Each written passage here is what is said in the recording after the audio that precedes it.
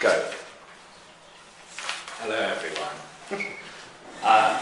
We're currently here in our top West End, pre-West End dressing rooms at the Lowry Theatre in Manchester, where we're playing to packed houses every night. You little liar. With our top West End show, Prick Up Your Bum.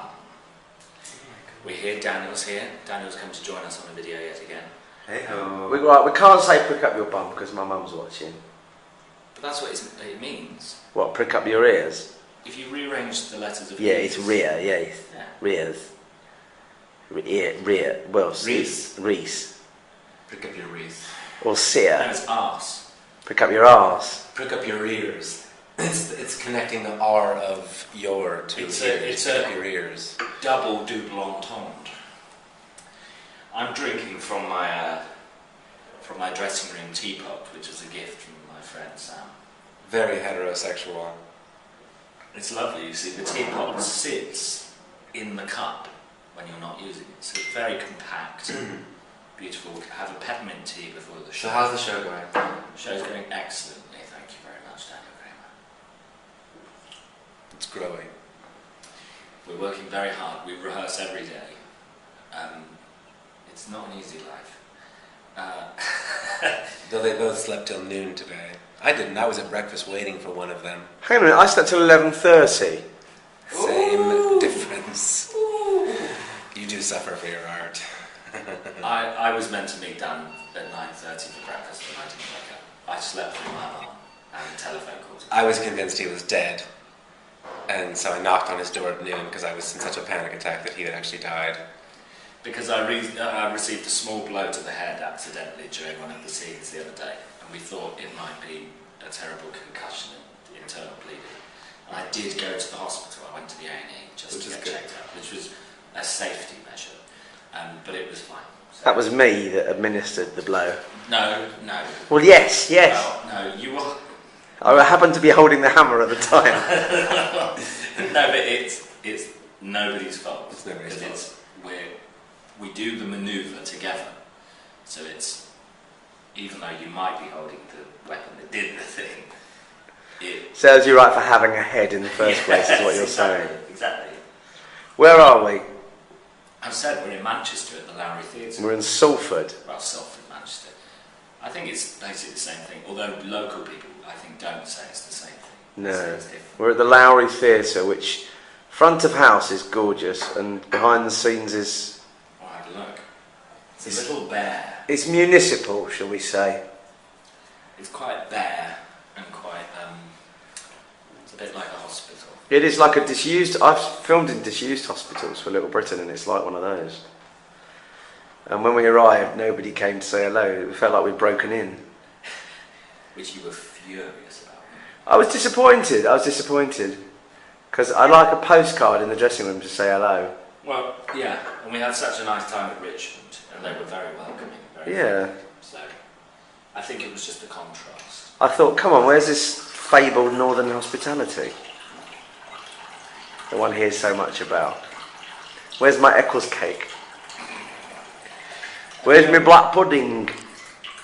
Have you ever had an Eccles cake? I don't know. Have you done? Or what? Take that as a no. So,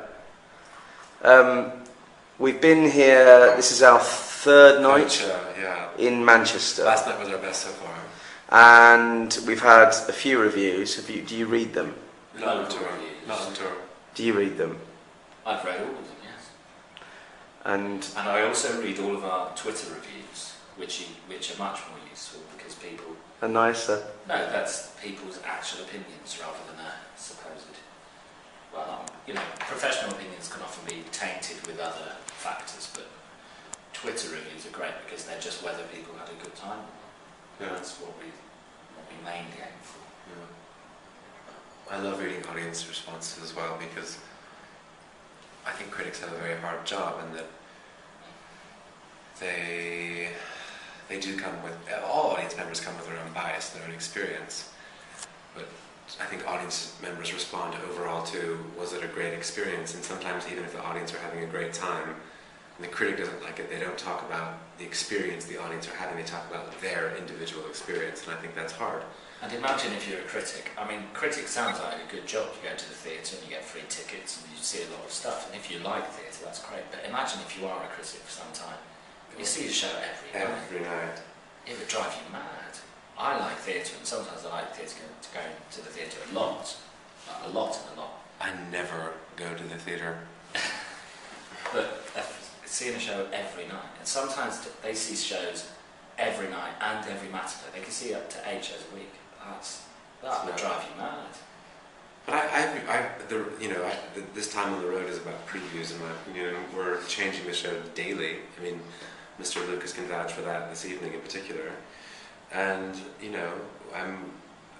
we're getting really good audiences on the road, really fun audiences, and audiences who are really up for the dramatic journey, because it gets dark. It's very dark. And I'll read the London reviews, some of them, when we get in there, because I need to make sure that, I know what's being said. But in the end, an audience who enjoys a show is the most important thing. And so I'm just trying not to get too many voices in my head right now, besides what I think, and a few of the producers and my closest advisors think, You've recently directed another show at the same theatre, haven't you? I wasn't at this theatre, but I was in Manchester, yeah. Oh, I thought you were here at the Lowry. I was at the Palace, which currently has Joseph and the Amazing Techno Dreamcoat, which is a fantastic production. Yeah. I'd like to do Joseph one day. Joseph is really fun. Yeah, but wouldn't you like to be in the show as well? So what,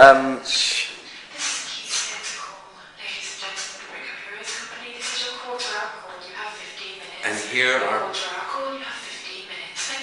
here are my two method actors getting into character and beating themselves up to feel the depth and pain in Joe and Ken pre-show. I am actually a method actor because I am Joe right now, really.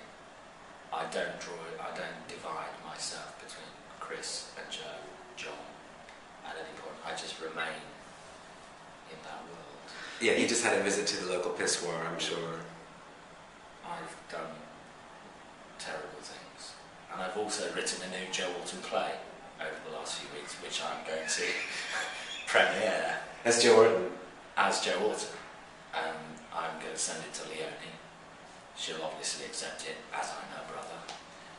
And I'm going to take control of the estate, also take control of the royalties, and premiere Joe Orton's new play. Joe Orton's back. I'm back. Younger than ever. I'm not very happy about some of the productions that have happened in the last few years. Imelda was good. Imelda was very good. That production actually was extremely good. But I think I'm going to stop amateur performances of my shows. Because you don't get enough of a royalty? Yeah, to be honest, it's about money. I mean, I'm not going to be young all my life. And I need to be able to afford my trips to Tangiers.